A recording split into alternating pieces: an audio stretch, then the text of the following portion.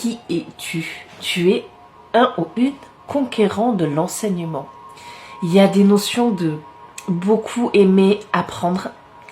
Et alors j'entends des personnes qui disent oui, à l'école c'était pas le cas. Mais ne vous dévalorisez pas. Ne vous dévalorisez pas. Le conquérant de l'enseignement. Tes guides te disent bien que tu as un chakra de la gorge qui est fort et très ouvert.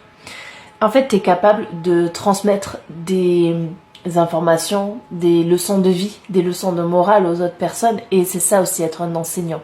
C'est pas uniquement être bon à l'école, avoir appris à apprendre. C'est aussi savoir retransmettre dans la bienveillance, dans la douceur, les mots, en fait, tout simplement. Tu es une âme qui sait s'adapter à chaque personne et tu es capable de transmettre beaucoup d'idées et d'émotions par la parole.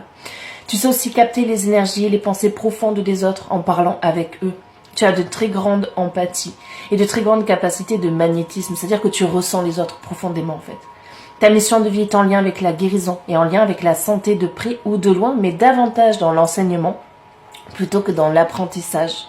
Tu as de très grandes et profondes connaissances spirituelles en toi. Si tu en doutes, prends le temps de méditer et de réveiller ces capacités en toi. Ta mission de vie est de transmettre tout ce que tu sais en lien avec la guérison ou la santé. Ta force spirituelle et ta force de guérison sont là pour que tu avances dans ton projet spirituel et professionnel.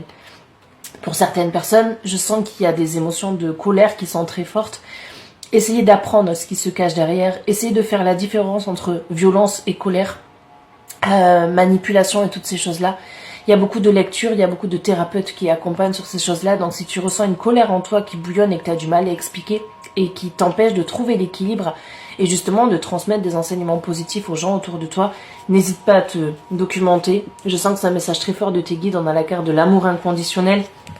Et qu'est-ce qu'ils veulent te dire du coup avec ce message de l'amour inconditionnel? C'est l'émotion, l'énergie dans laquelle tu es en ce moment. C'est j'offre mon amour de façon inconditionnelle. Et je m'autorise à m'aimer pleinement tel que je suis.